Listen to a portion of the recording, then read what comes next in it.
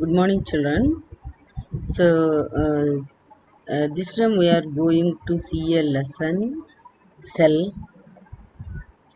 So, this is the first lesson in biological science for this term, the cell, unit 5. Classification of cell. So, the living being of world body consists of cells. Even it is a plant or an animal or human, all body is made up of cell. So there are two types of cell, prokaryotic cells, eukaryotic cells. Prokaryotic cells.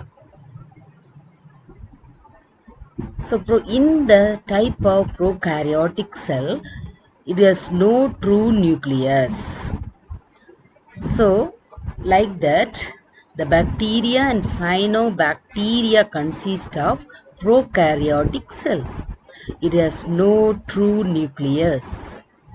So the first picture paranga bacteria, cyanobacteria, disease cause பண்ற bacteria, so minute. Pictureல நமக்கு magnify பண்ணி காமிச்சிருக்காங்க. So naked eyeல நம்மளால பார்க்கவே முடியாது, அவ்வளோ minute. Eukaryotic cells, it has true nucleus. So there are two types of eukaryotic cell. One is in plant cell and another one is in animal cells. So these are the two types of cells and examples for those cells containing organisms. Okay.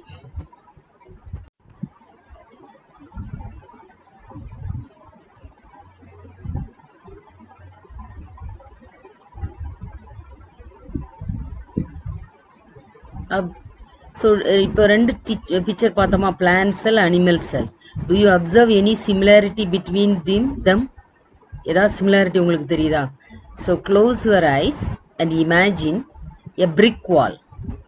What is the basic building block of the wall? Wall, compound wall கட்டுறாங்க, பார்த்திருக்கீங்களா? செங்கல் அடுக்கி வச்சு கட்டுவாங்க. அத மாதிரி தான் the cells are arranged in the body. A single brick goes like a brick wall. Your body is composed of basic building blocks and are named as cells. So எப்படி ஒரு compound wall brick வந்து ஒரு important construction composed basic material இருக்கோ, அத மாதிரி human bodyயோ plant bodyயோ animal bodyலயோ basic building block வந்து cell தான். The cell is the basic structural and functional unit of every living organism. The cell வந்து என்னது, ஒரு it's a basic structural and functional unit of every living organism. ஒரு living organism உடைய structure and function இந்த cell base பண்ணி தான் இருக்கு. Okay, the cell is self-sufficient to carry out all the fundamental and essential functions of an organism. தானே என்ன பண்ணும், எல்லா ஒரு ஆர்கானிசத்துக்கு வேண்டிய எல்லா எசென்ஷியல் வேலையை ஃபண்டமெண்டலா பேசிக்கா அதுக்கு செய்ய தெரியும். Okay, so see these two pictures. இந்த ரெண்டுக்கும் ஏதாவது உங்களுக்கு ஒரு சிமிலாரிட்டி தெரியுதா? ரொம்ப வித்தியாசமே தெரியல இல்லையா? ஸோ இதுல நடுவுல ஒரு டார்க் கலர்ல ஒரு ட்ராப் இருக்கா, அதான் நியூக்ளியஸ். இந்த செங்கல்ல அது இல்லை, அவ்வளவுதான். ஸோ செங்கல் வந்து ஒரு நான் லிவிங், இந்த லிவிங் மேட்டர்ல உள்ள ஒரு பில்டிங் பிளாக் இது செல். ஓகே, பாத்தீங்களா? ஸோ எப்படி சுவர்ல செங்கல் கல் வந்து ஒரு பேசிக் ஸ்ட்ரக்சரா இருக்கோ, அத மாதிரி தான் plant and animal body made up of a cell. It's like a brick. ஓகேவா? ஸோ வால்ல பிரிக் இருக்க மாதிரி பாடியில என்ன இருக்குது, செல் இருக்கு. So all living things are made of one or more cells. There are variety of cell types. However, they all have some common characteristic features. So எல்லா living beings பார்த்தீங்கன்னா ஒரு one type of cell இருக்கும், சில சமயம் more than one type of cells இருக்கும். So variety of cell types are there. They are having common characteristic feature. Character wise they are common. discovery of the cell. The Englishman Robert Hooke, he was a scientist, mathematician and inventor. He improved microscope. First Robert Hooke தான் microscope, microbes, bacteria இந்த மாதிரி சின்ன சின்ன cell இதெல்லாம் பார்க்கக்கூடிய ஒரு இன்ஸ்ட்ருமெண்ட்டுக்கு பேர் microscope. In those days and built a compound microscope. He placed water lens beside the microscope to focus the light from an oil lamp on specimens to illuminate them brightly so that he able to see the minute parts of the objects clearly. So அவர் என்ன பண்ணாரு, அந்த compound மைக்ரோஸ்கோப்ல water லென்ஸை வச்சிருந்தாரு. அதில் லைட்டாக focus பண்ணுவார். Oil lamp, அப்போ அந்த காலத்தில் ஆயில் லேம்ப் தானே இருந்துச்சு, அதை ஃபோக்கஸ் பண்ணார். ஸோ அந்த ஸ்பெசிமெனில் அது பட்ட உடனே அதை இலுமினேட் பிரைட்டன் பண்ணுமா. ஸோ அப்போ அவருடைய அந்த மைக்ரோஸ்கோப்பில் பார்க்கும்போது அவருடைய கண்ணால் ஒரு மைன்யூட் பார்ட்ஸை அவரால் பார்க்க முடிஞ்சது. So this is the Robert Hooke Discovery. பாருங்க, ஒரு ஆயில் லேம்ப் வச்சிருக்காரா, ஸ்பெசிமென் வந்து கீழே வச்சிருக்காரு. ஓகே, அந்த வாட்டர் லென்ஸ்ல ஃபோக்கஸ் ஆகுற மாதிரி வச்சிருக்காரு. ஸோ அதை அவர் அந்த மேலே இருந்து பார்க்குறாரு. So that is the Robert Hooke microscope. One day Hooke made thin sections of the cork and observed them through his microscope. ஒன்றுனா அவர் பார்த்துட்டு இருக்காரு. கார்க் இருக்குல்ல, தெர்மோகோல்னு சொல்லுவோம்ல, அந்த கார்க்கை வந்து என்ன பண்ணுறாரு, அந்த மைக்ரோஸ்கோப்பில் வச்சு பார்த்துட்டு இருக்காரு. He observed many small identical chambers like a bricks which were hexagonal in shape. He was surprised. அது பார்க்குறதுக்கு எப்படி இருக்கு, ஹெக்ஸகோனல் ஷேப்பாக இருக்கு. After that, he saw many objects like a butterfly's wing, bee's compound eye. So இதெல்லாத்தையும் அவர் பார்க்குறாரு. So see these two pictures. இந்த ரெண்டுக்கும் ஏதாவது உங்களுக்கு ஒரு சிமிலாரிட்டி தெரியுதா? ரொம்ப வித்தியாசமே தெரியல இல்லையா? ஸோ இதுல நடுவுல ஒரு டார்க் கலர்ல ஒரு ட்ராப் இருக்கா, அதான் நியூக்ளியஸ். இந்த செங்கல்ல அது இல்லை, அவ்வளவுதான். ஸோ செங்கல் வந்து ஒரு நான் லிவிங், இந்த லிவிங் மேட்டர்ல உள்ள ஒரு பில்டிங் பிளாக், இது செல். ஓகே, பாத்தீங்களா? ஸோ எப்படி சுவரில் செங்கல் கல் வந்து ஒரு பேசிக் ஸ்ட்ரக்சராக இருக்கோ அதை மாதிரி தான் plant and animal body made up of a cell. It's like a brick. ஓகேவா? ஸோ வாலில் பிரிக் இருக்க மாதிரி பாடியில் என்ன இருக்குது, செல் இருக்கு.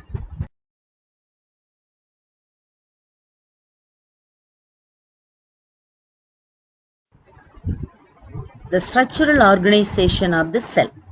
A typical cell consists of three major parts: outer cell membrane, a liquid cytoplasm and nucleus. So மூணு important parts இருக்கு. என்னலாம்? outer cell membrane, a liquid cytoplasm and a nucleus.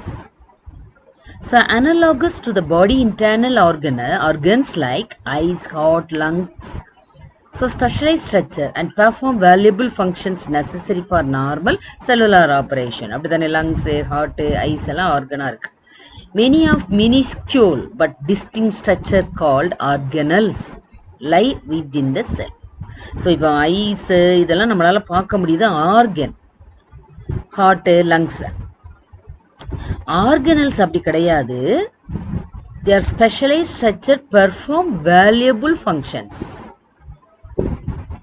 சரியா? அந்த ஆர்கனல்ஸ் எதுக்குள்ள இருக்குது?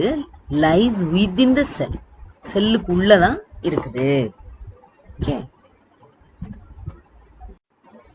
Size of the sell.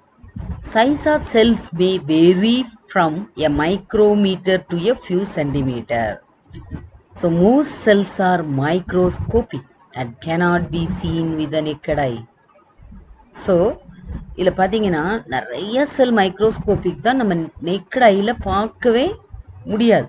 So அந்த மாதிரி இருக்கும். They can be observed only through the microscope. மைக்ரோஸ்கோப்பால் மட்டுமே பார்க்க முடியும். Smallest size of the cell is present in bacteria. So The size of the bacterial cell ranges from 0.01 micrometer to 0.5 micrometer. Okay. So this is the Robert Cook discovery. பாருங்க, ஒரு oil lamp வச்சிருக்காரா, specimen வந்து கீழே வச்சிருக்காரு. Okay, அந்த water லென்ஸ்ல focus ஆகுற மாதிரி வச்சிருக்காரு. So அதை அவர் அந்த மேலே இருந்து. Do you know cell size has no relation to the size of an organism? ஒரு ஆர்கானிசம் பெருசா இருந்தா அதில் உள்ள செல் பெருசா இருக்கும் அப்படின்னு கிடையாது. It is not necessary that the cells of, say, an elephant be much larger than those of a mouse. So all the animals have a same cell. Okay, from smaller organism to larger organism. Even மவுஸுக்கும் ஒரே மாதிரி தான் இருக்கும், எலிஃபெண்ட்டுக்கும் செல் ஒரே மாதிரி தான் இருக்கும். So இங்கே பாருங்க, இங்கே ஒரு ஆக்டிவிட்டி உங்களுக்கு புக்கில் கொடுத்துருக்கு. So you can try it in your home. So நம்ம ஒரு சிங்கிள் செல்லை நேக்கடையாக பார்க்கக்கூடிய ஒரு செல் வந்து ஹென்ஸோட egg. A hen's a material needed, a hen's egg and a plate. Crack the cell and break open the egg in a plate. The egg has a yellow part and a transparent part surrounding it. நம்ம வந்து முட்டையை உடச்சு ஊற்றும்போது பார்த்துருப்பீங்க, yoke இருக்கும், அதை சுற்றி ஒரு white transparent part இருக்கும். அது அந்த ஒயிட் டிரான்ஸ்பரண்ட் பார்ட் வந்து அல்பிமின் அப்படின்னு சொல்லுவாங்க. White part of the eye, jelly like. இதுதான் செல்லுடைய cytoplasm. Yellow part, yolk, thicker and represent the cell's nucleus. சரியா? ஸோ ஆனாலுமே அந்த யோக்குக்கு மேலே ஒரு சின்ன ட்ராப்பாக இருக்கும், அதுதான் வந்து நியூக்ளியஸே தவிர என்டையர் யோக்கும் நியூக்ளியஸ் கிடையாது. which represent. ஸோ அந்த டாப் ஆஃப் த யோக்கில் ஒரு ஸ்மாலர் கிளியர் பேல் எல்லோவில் ஒரு ஃப்ளூயிட் இருக்கும், அதுக்குள்ளே தான் நியூக்ளியஸ் இருக்குது.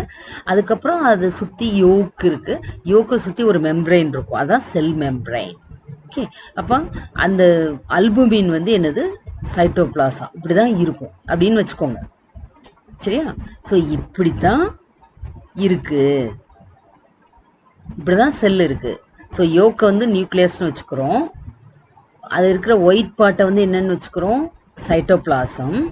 ஷெல் இருக்குல்ல, அது வந்து என்னது, செல் மெம்ப்ரைன். ஓகேவா? இப்படி தான் எல்லாருடைய பாடியிலையும் செல்ஸ் வந்து என்ன செய்யுது இருக்குது. ஓகே.